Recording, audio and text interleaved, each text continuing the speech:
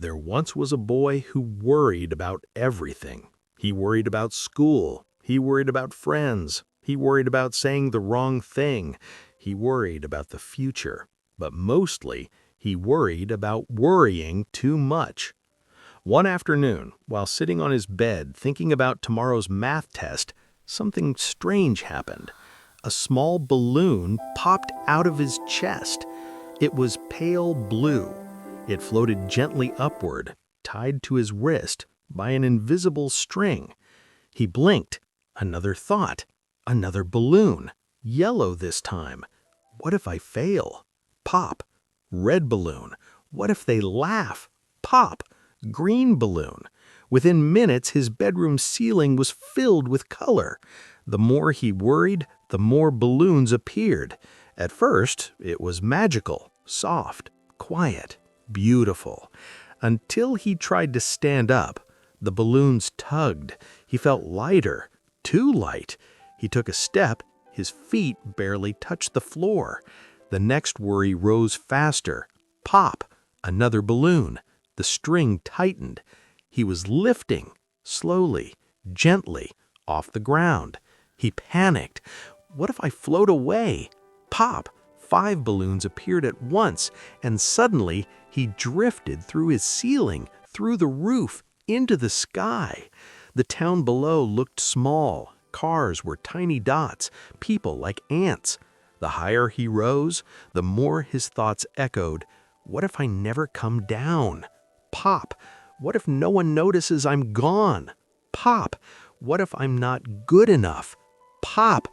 The sky grew crowded with color, hundreds of balloons, each one beautiful, each one heavy.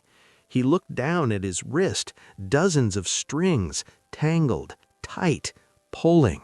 He wasn't flying, he was being carried by fear.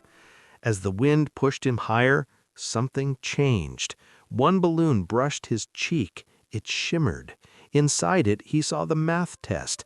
Not a monster, just paper. Another balloon drifted closer. Inside, his friends laughing, not at him, with him. Another balloon. Inside, himself, trying, not failing, just learning. He realized something. The balloons weren't monsters, they were thoughts. Inflated, exaggerated, bigger in the sky than they ever were on the ground. The higher he floated, the smaller they looked. From up here, his worries didn't look so terrifying. They looked tiny, fragile, thin. He reached for one, the red balloon. What if they laugh? He touched it. It trembled. Then, pop, it disappeared. Not violently, just quietly. The string loosened. He dropped slightly. His heart raced. He reached for another. Pop! Another! Pop! With each burst, he descended. Slowly, steadily. Not falling, just returning. The sky became clearer, lighter, calmer, until only one balloon remained. Dark gray, heavy. What if I'm not enough? He stared at it. Longer than the rest. It didn't shimmer. It didn't reflect a memory. It just floated, silent, waiting. He could pop it. He almost did. But instead, he held it gently and whispered, "Maybe I don't need to be perfect. Maybe I just need to try." The balloon softened, shrank, smaller, smaller, until it became a tiny breath of air and vanished on its own. His feet touched the grass, softly. The sky above was clear, blue, wide, quiet.